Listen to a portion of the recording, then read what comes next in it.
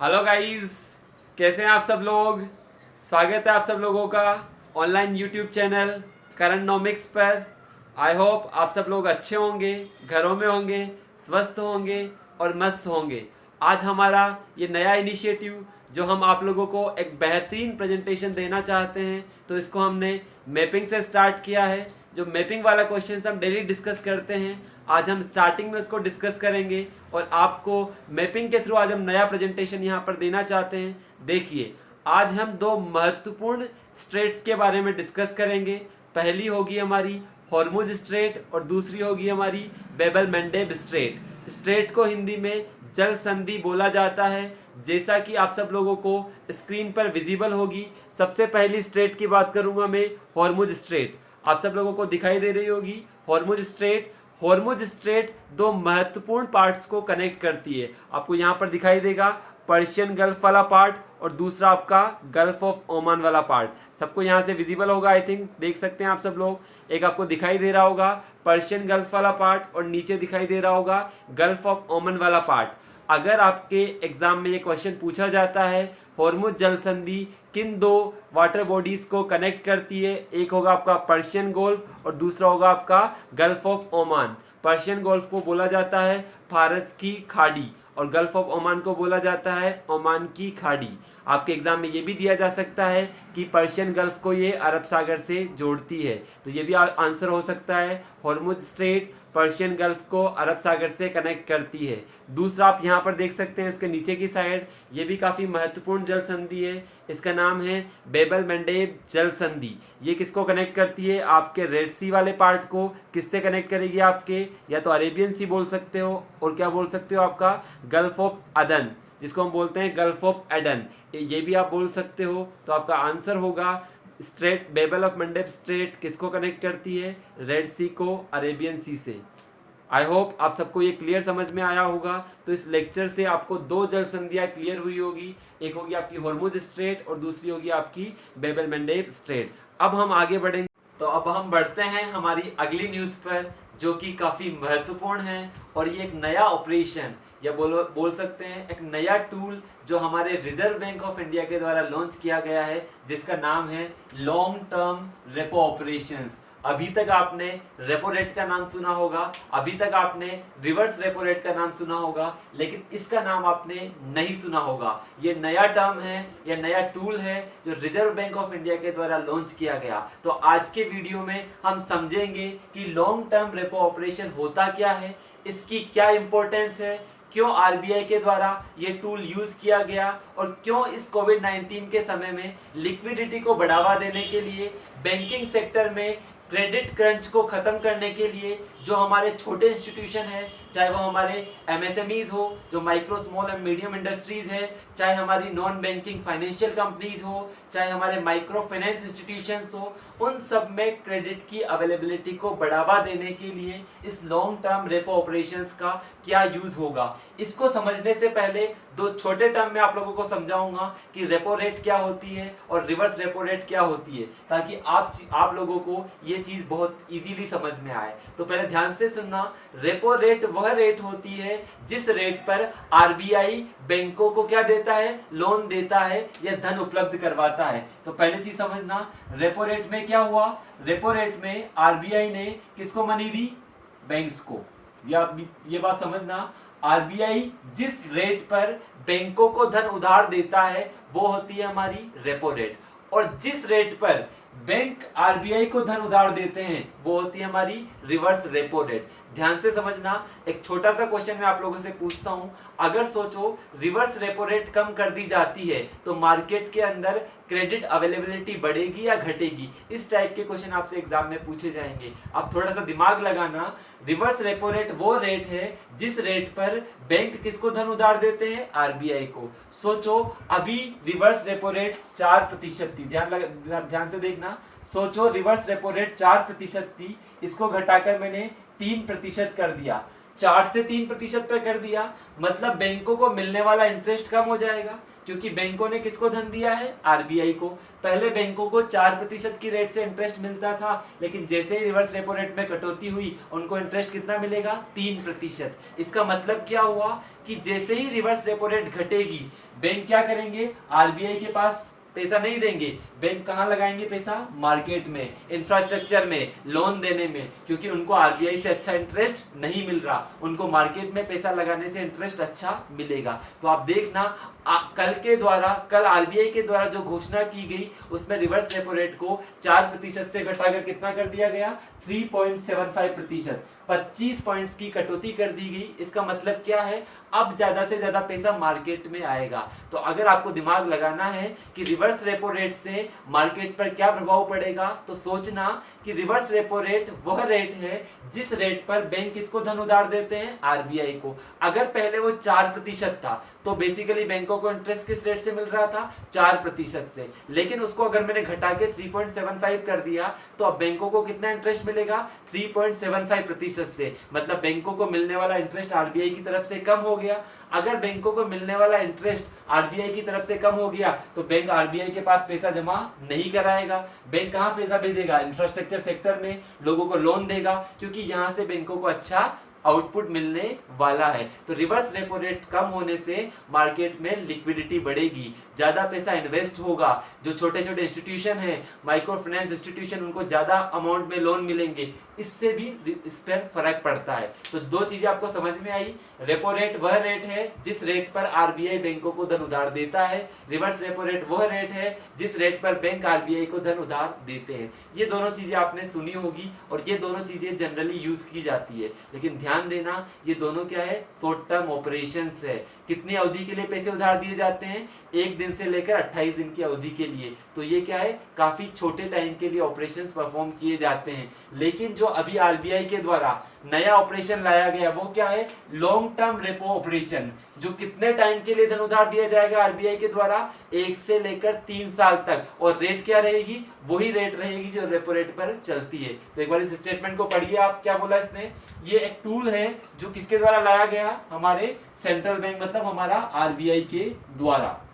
ये क्या प्रोवाइड करेगा, ये प्रोवाइड करेगा 1 साल से लेकर 3 साल तक मनी प्रोवाइड करेगा बैंकों को, और इंटरेस्ट रेट क्या रहेगी, वही पुरानी हमारी रेपो रेट। तो सोचो कि पहले जो पैसा बैंकों को रेपो रेट के तहत मिलता था वो सिर्फ 1 दिन से लेकर 28 दिन तक मिलता था, अब वही पैसा उसी सेम रेट पर बैंकों को 1 से लेकर 3 साल तक मिलेगा। मतलब बैंकों के पास क्या है, बैंकों का जो बोरोइंग कैपेसिटी है, जो बैंकों की उधार देने की क्षमता है, उसमें वृद्धि होगी, और बैंक जितना ज्यादा उधार देंगे मार्केट में उतना अच्छा पैसा आएगा। और अभी हमें यही चाहिए, क्योंकि मार्केट में क्रेडिट लगातार श्रिंक होता जा रहा है, क्रेडिट कम होता जा रहा है। तो आरबीआई चाहता है कि मार्केट के अंदर क्रेडिट अवेलेबिलिटी बढ़ाया जाए, पैसे को बढ़ाया जाए। उसके लिए उन्होंने क्या ऑपरेशन निकाला, क्या टूल निकाला, लॉन्ग टर्म रेपो ऑपरेशंस। जो ये एलटीआरओ है, आरबीआई का एक नया टूल है। आपने रेपो, रिवर्स रेपो और ओपन मार्केट ऑपरेशंस का नाम सुना होगा, लेकिन आरबीआई और भी नए इफेक्टिव टूल ला सकता है, जैसे कि लॉन्ग टर्म रेपो ऑपरेशंस। तो क्या समझ में आया कि लॉन्ग टर्म रेपो ऑपरेशन के तहत आरबीआई किसको लोन देगा, बैंकों को। लेकिन पहले देता था छोटी अवधि के लिए, अब देगा 1 साल से 3 साल के लिए, और किसी रेट पर, उसी सिमिलर रेट पर जो रेपो रेट पर पहले काउंट होती थी। तो रेट भी सेम रखी, लेकिन टाइम पीरियड बनाने से बैंकों को जो उधार देने की क्षमता है उसमें वृद्धि होगी। बैंक ज्यादा पैसा कम रेट पर आगे ट्रांसफर कर पाएंगे, क्योंकि बैंकों का यहाँ पर इंटरेस्ट रेट घट जाएगा। तो पहला पॉइंट ध्यान रखना है कि ये टूल है जो हमारे आरबीआई ने निकाला है, ये बैंकों को मनी प्रोवाइड करेगा 1 साल से लेकर 3 साल तक के लिए, और किस रेट पर, वही पुरानी हमारी रेपो रेट पर। पहली चीज। दूसरी चीज क्या है, इसके बदले में बैंकों को क्या देनी पड़ेगी, इसके बदले में बैंकों को, जिसको हम बोलते हैं कोलेट्रल के स्वरूप, बैंकों को क्या देना पड़ेगा, गवर्नमेंट सिक्योरिटीज, क्योंकि जिसको हम बोलते हैं गिरवी रखना। तो यहाँ पर बैंक क्या गिरवी रखेंगे, गवर्नमेंट सिक्योरिटीज, या तो उसी अमाउंट की या उससे ज्यादा अमाउंट की। किसके पास? आरबीआई के पास, क्योंकि लोन लेने के बदले में कुछ ना कुछ कोलेट्रल देना पड़ता है। तो यहाँ पर कोलेट्रल क्या है आपका? Government securities as a collateral रखी जा सकती है आरबीआई के पास, या तो उसी अमाउंट की जितना आपने लोन लिया है या उससे हायर अमाउंट की भी यहाँ पर रखी जा सकती है। साथ में ध्यान रखना, जो आरबीआई की जो लेटेस्ट विंडो है या करंट विंडो है, जिसको हम क्या बोलते हैं? एलएफ। एलएफ का मतलब होता है लिक्विड एडजस्टमेंट फैसिलिटी। जो आपका रेपो और रिवर्स रेपो ऑपरेशन है वो किसके तहत आता है? आपका लिक्विड एडजस्टमेंट फैसिलिटी के तहत ही आता है। तो ध्यान रखना, एलएफ किसके तहत आता है? तो जो आरबीआई का जो करंट विंडो है वो किसके लिए काम करती है? शॉर्ट रेंज के लिए। कितना टाइप का ऑपरेशन? 1 से 28 दिन के लिए वो पैसा क्या देते हैं? आप लोगों को उधार देते हैं। चाहे आपकी मार्जिनल स्टैंडिंग फैसिलिटी हो, हमें सबको क्या बोलते हैं? Marginal standing facility. चाहे आपकी एलएफ हो, एलएफ का मतलब रेपो और रिवर्स रेपो हो, वो कितने टाइम के लिए उधार देते हैं? शॉर्ट टाइम के लिए, 1 से 28 दिनों के लिए। इससे क्या होगा? बैंकों को लॉन्ग टर्म फंड मिलेगा और कम इंटरेस्ट रेट पर, क्योंकि इंटरेस्ट रेट तो क्या ही लगेगी जो पुरानी रेपो रेट में लग रही थी, और फंड क्या मिला? एक लंबी अवधि के लिए फंड मिला। इससे क्या होगा? उनकी बोरोवर कैपेसिटी बढ़ेगी, मार्केट में पैसा आएगा। और साथ में एक और चीज बढ़ी यहाँ पर कि आरबीआई के पास एक नया इफेक्टिव टूल मिला आरबीआई को, जिससे वो क्या करेगा? रेपो रिवर्स रेपो के अलावा भी अलग ऑपरेशन परफॉर्म कर सकता है। तो ध्यान रखना, एलटीआरओ पर सवाल पूछा जाना काफी लाजमी है। और साथ में अभी आप देखोगे कल ही हमारे फाइनेंस मिनिस्ट्री के द्वारा एक नया टर्म और जारी किया गया, इसके आगे टी लगा दिया गया। क्या लिखा गया? TLTRO 2.0। टी का मतलब हो गया targeted long term repo operation 2.0। 1.0 तो कब आया? जब आरबीआई का पहला राहत पैकेज आया था 27 मार्च को, और अभी इन्होंने लगा दिया targeted long term repo operation. इसका मतलब है लगभग 50,000 करोड़ के आसपास आरबीआई इसके तहत क्या देगा? उधार देगा। इस उधार देने से बेसिकली जो हमारे इंस्टीट्यूशन है, चाहे हमारे नाबार्ड हो, चाहे हमारा सिडबी हो, चाहे हमारा एनएचबी हो जिसको हम नेशनल हाउसिंग बैंक बोलते हैं, चाहे हमारी एमएसएमईज हो, चाहे हमारी एनबीएफसी जो नॉन बैंकिंग फाइनेंशियल कंपनीज है, चाहे हमारे माइक्रो फाइनेंस इंस्टीट्यूशन हो, सबकी क्रय शक्ति में बढ़ावा होगा, क्रेडिट अवेलेबिलिटी बढ़ेगी, जिससे जो कोविड-19 की वजह से इतना सारा मार्केट में क्रेडिट क्रंच क्रिएट हुआ है उससे निपटने में काफी ज्यादा मदद मिलेगी। तो ध्यान रखना, लॉन्ग टर्म रेपो ऑपरेशंस काफी महत्वपूर्ण है।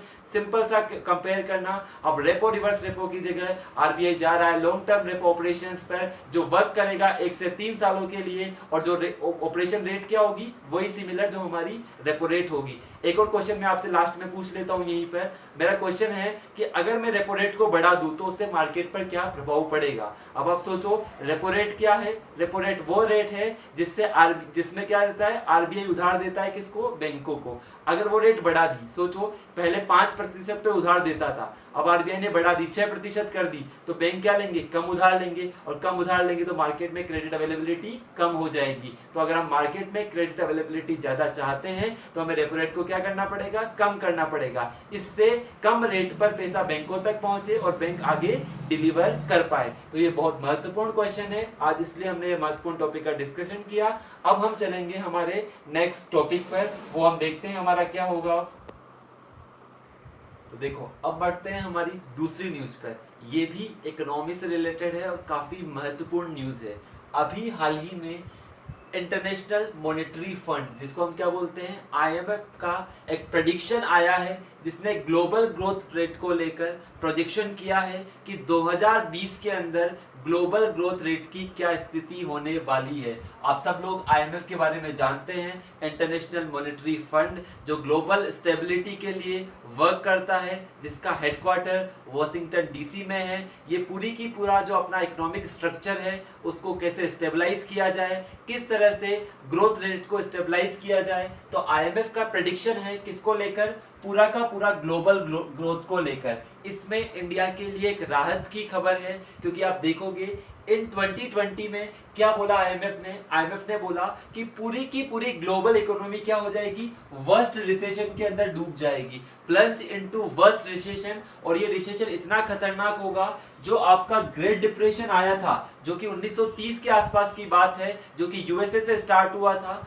ग्रेट डिप्रेशन से भी ज्यादा खतरनाक होगा। और किससे ज्यादा खतरनाक होगा? जो आपका ग्लोबल फाइनेंशियल क्राइसिस था, 2007-8 के टाइम का। तो ध्यान रखना कि 2020 में ग्लोबल इकोनॉमी की ऐसी हालत होने वाली है कि ऐसा रिसेशन आएगा जो कि हमारा ग्रेट डिप्रेशन जो कि 1930s के आसपास आया था, और दूसरा हमारा ग्लोबल फाइनेंशियल क्राइसिस जो कि 2007-8 में आया था, उससे भी वर्स्ट सिचुएशन पूरी की पूरी वैश्विक अर्थव्यवस्था की होने वाली है। ऐसा अनुमान IMF के द्वारा लगाया गया ग्लोबल ग्रोथ प्रोजेक्शंस के द्वारा।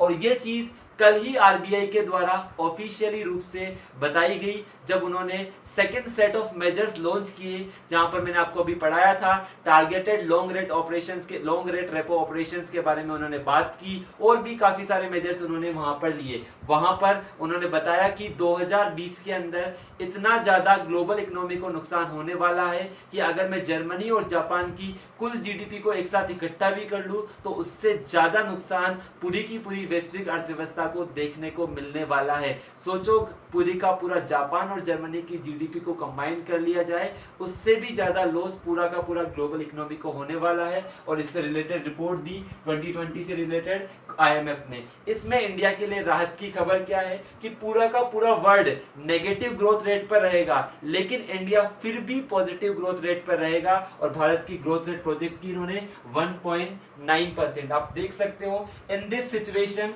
India is among the handful of countries that is projected to cling on positive growth। कितना 1.9%। और ये पॉजिटिव ग्रोथ ध्यान रखना G20 कंट्रीज में हाईएस्ट होगी।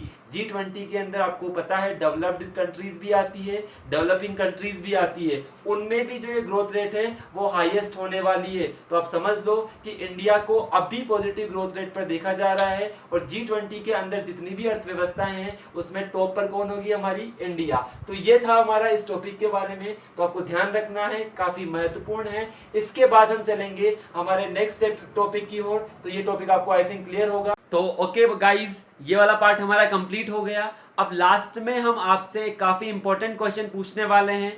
जैसा कि आपको नॉर्थ ईस्ट वाले पार्ट का मैप स्क्रीन पर विजिबल होगा, तो आज हमारा क्वेश्चन होगा नॉर्थ ईस्ट वाले पार्ट से। आज हमारा क्वेश्चन है, निम्न में से कौन से उत्तर पूर्वी वाले राज्य ILPS के तहत सम्मिलित किए गए हैं? क्या क्वेश्चन है? निम्न में से कौन से उत्तर पूर्व के राज्य इनर लाइन परमिट सिस्टम के तहत सम्मिलित किए गए हैं?